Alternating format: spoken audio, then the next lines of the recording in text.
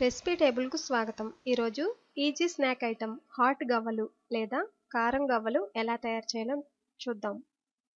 కారం గవ్వలు తయారు చేయడానికి కావలసిన పదార్థాలు: మైదా 1 కప్పు, కారం 1 టేబుల్ స్పూన్,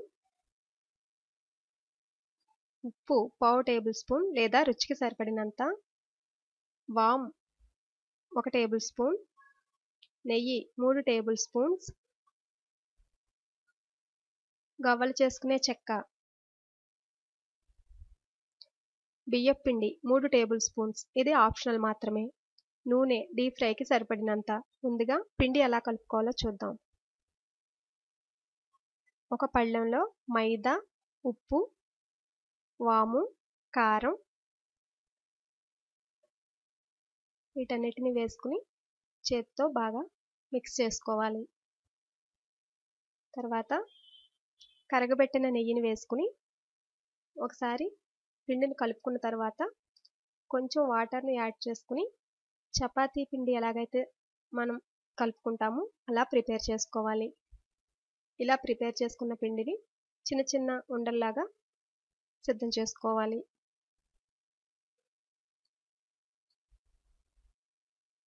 ఈ ఉండలు సైజుని బట్టి చేసుకోండి. పెద్దగా కావాలనుకుంటే గవ్వలు పెద్ద ఉండలు చేసుకోండి, గవ్వలు చిన్నగా కావాలంటే చిన్న ఉండలుగా తయారు చేసుకోండి. ఇప్పుడు గవ్వలు చెక్కను తీసుకుని ఇలా మన బొటన వేళ్ళతో నొక్కిపడుతూ కిందకి ప్రెస్ చేయాలి. గవ్వల చెక్క అందరి దగ్గర ఉండదు కాబట్టి ఫోర్క్ కానీ కొత్త దువ్వెన కానీ తీసుకుని దాంతో ఇలా మౌల్డ్లు చేసుకోవచ్చు. ఇక్కడ మూవీ క్లిప్లో చూపించిన విధంగా చేసుకోండి. ఇలా సిద్ధం చేసుకున్న వాటిని ఒక పక్కన పెట్టుకోండి. ఇప్పుడు గవ్వలు ఎలా ఫ్రై చేసుకోవాలో చూద్దాం. డీప్ ఫ్రైకి సరిపడినంత ఆయిల్ వేసుకుని ఆయిల్ హీట్ అయిన తర్వాత సిద్ధం చేసుకున్న గవ్వలను ఒక్కొక్క దాన్ని నెమ్మదిగా ఆయిల్లో వేయాలి. స్టవ్ మీడియం ఫ్లేమ్లో పెట్టి గవ్వలను వేయించండి. ఈ గవ్వలు హాట్ గవ్వలే కాకుండా స్వీట్ గవ్వలు కూడా తయారు చేసుకోవచ్చు. ఇలా గవ్వలన్నింటినీ వేసుకున్న తర్వాత గరిటతో రెండు వైపులా గవ్వలు ఫ్రై అయ్యేలాగా వేయించుకోవాలి. ఇలా గోల్డెన్ కలర్లోకి వచ్చే వరకు గవ్వలను ఫ్రై చేసుకోవాలి. అలాగే మీడియం హీట్లో పెట్టుకుని గవ్వలను వేయించుకోవాలి. ఇలా వేగిన వాటిని ఒక ప్లేట్లోనికి తీసుకోవాలి. లేదంటే పేపర్ టవల్ వేసిన ప్లేట్లో తీసుకుంటే ఆయిల్ ఏమైనా ఉంటే పీల్చేస్తుంది.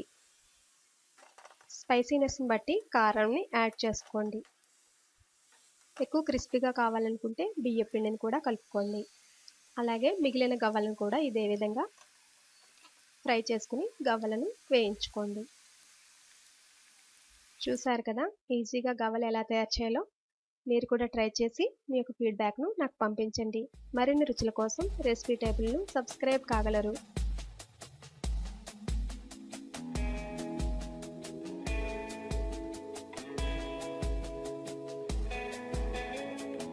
ధన్యవాదములు.